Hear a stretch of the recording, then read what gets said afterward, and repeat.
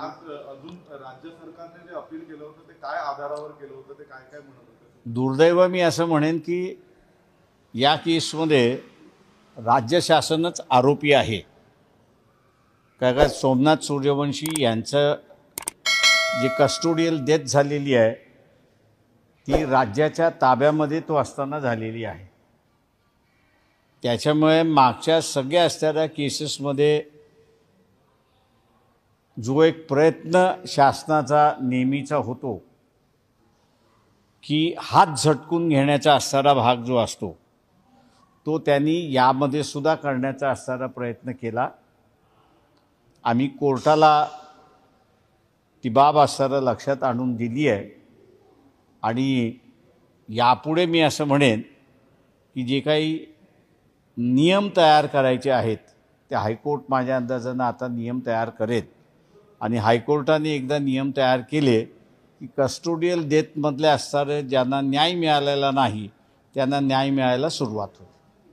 Sir, त्यामध्ये आणखी एक विषय असा होता की पहिल्यांदा राज्य सरकारने असं म्हटलं की ज्युडिशियल कस्टडीमध्ये डेथ झाली, पोलीस कस्टडीत झाली नाही. मग म्हटलं की नंतर पोस्टमॉर्टममध्ये समोर आलं की मल्टिपल इंजुरीमुळे झाली. या सगळ्याबद्दल काही याच्याबद्दल आम्ही असणारा जे डॉक्टर्स आहेत त्यांनाही आरोपी याच्यामध्ये करणार आहोत. याचं कारण असं आहे की सेकंड ओपिनियन घ्यायचं असेल तर कोर्टाची ऑर्डर असल्याशिवाय सेकंड ओपिनियन देता येत नाही आणि सेकंड ओपिनियन देताना त्यांनी सर्व गोष्टी तपासून दिलेल्या आहेत का असं मी मानणार नाही त्या ठिकाणी. त्याच्यामुळे असणारं याच्यामध्ये जे डॉक्टर्स आहेत त्या सगळ्यांना असणारा आरोपी करा असं आम्ही कोर्टाला अर्ज करणार आहोत.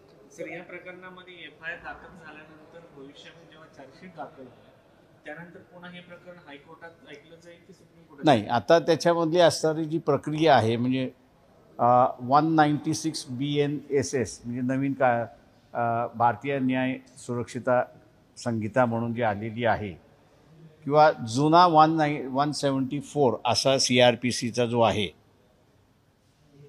ते दोन्हीही माझ्या दृष्टीने इनकम्प्लीट आहेत. हे आम्ही हायकोर्टाला त्या ठिकाणी दाखवून देण्यात आलं आणि म्हणून हायकोर्टाने एग्री केलं की तिथे गाईडलाईन ले डाऊन करायच्या आहेत. त्याच्यामुळे पहिल्यांदा असं होणार आहे त्याच्यामध्ये की गाईडलाईन ले डाऊन केल्या जातील. गाईडलाईन ले डाऊन केल्यानंतर मग असणारं तिथे कोर्ट पण ठरवेल की SIT स्थापन करून चौकशी करायची की मार्फत करायची, हा त्याच्यातला भाग आहे. दुसरा भाग त्याच्यातला जो आहे तो मग जो कोणी SIT नेमलेली आहे किंवा आयो नेमलेला आहे त्याच्यावरती नियंत्रण कोणी करायचं आणि ठेवायचं याचा असणारा इश्यू त्या ठिकाणी राहणार आहे आणि तो एकदा निर्णयास निघाला की मग त्याची इन्क्वायरी चालू होईल अशी असणारी परिस्थिती आहे. याच्यामध्ये ॲडमिनिस्ट्रेशन स्वतःला वाचवण्याचा प्रयत्न करते. पोलीस अधिकाऱ्यांना आणि शासनाला स्वतःला आहे. परभणीमध्ये फक्त सोमनाथ सूर्यवंशीचा मृत्यू हा एक विषय, पण अन्यही खूप मोठ्या प्रमाणावर पोलिसांकडून जे कॉम्बिंग ऑपरेशन झालं होतं खूप मोठ्या प्रमाणावरती प्रिव्हेंटिव्ह ॲक्शन झाली होती. त्या बाबतीतही काही भूमिका, काही निर्णय आहे का? नाही, मी असं म्हणेन की ज्या जजमेंटमध्ये जे आहे कोर्टाने कोम्बिंग ऑपरेशन झालं याची नोंद घेतलेली आहे.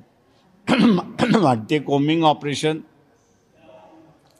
कुठल्या कारणास्तव केलं, कशामुळे केलं, कुठच्या कायद्याखाली केलं, हा माझ्या अंदाजानं आता असणारा इन्क्वायरीचा भाग